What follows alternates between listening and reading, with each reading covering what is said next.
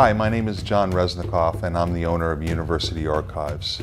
And we buy and sell rare manuscripts and documents, signed books, and relics related to famous people or famous events in history.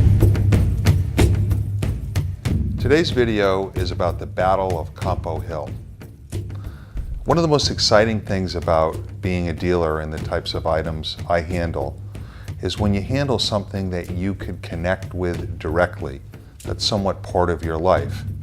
And this particular video will focus on the town that I have my office in, which is Westport, Connecticut. We're going to talk a little bit about documents that related to the Battle of Compo Hill, also known as the Battle of Ridgefield, and it's an interesting story. I think you'll agree.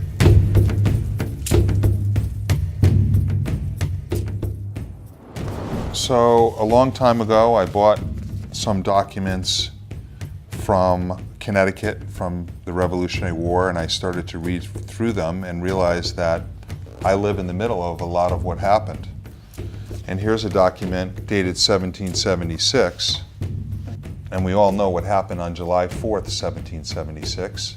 This particular document involves the town of Norwalk, which is just about 10 minutes from where we're filming right now.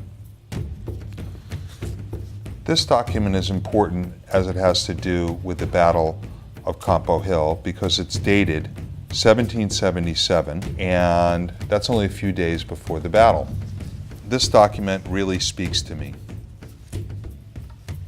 In this particular document, it has to do with pay or half pay for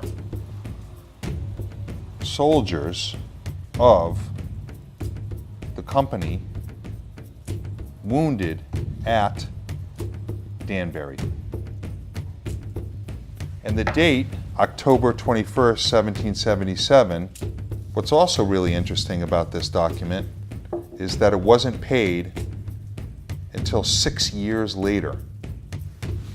Well, we were a little short on cash. This document also involves the battle, and it's pay for none other than General Silliman. His full name was General Gold Selleck Silliman, and he was a major player in the battle.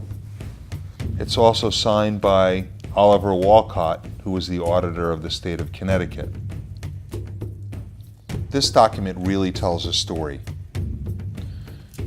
The account of Benjamin Weed III of Stamford in Fairfield against the state of Connecticut, he being wounded in his right side on April 27th, 1777, in an engagement with British troops who were returning from Danbury to their ships.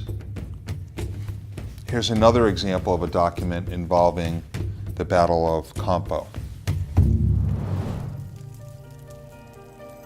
Okay, so welcome to Westport, Connecticut, and right now we're on South Compo Road to see where the battle took place. A trip to Westport isn't complete without looking at the Minuteman statue. More than 100 died in the battle, and some of their descendants are probably still living here in Westport. This house, the original, was built in 1758, but of course the British burned it, and it was rebuilt in 1780. It has history in the 20th century too, so it's interesting how history could go in stages. Let's move on to the beach. Now we get to the pièce de résistance. This right here is the very beach which the British landed on and which they were chased back into the water to their boats. And I gotta tell you something, they didn't come back after that. So in conclusion, you can see how documents can unfold a world that you don't even see, how underneath the surface, hundreds of years ago, things happened and documents can tell you about them. I hope you enjoyed our little tour, our trip to the beach. I hope you wore sunscreen, and I hope to see you again in another video.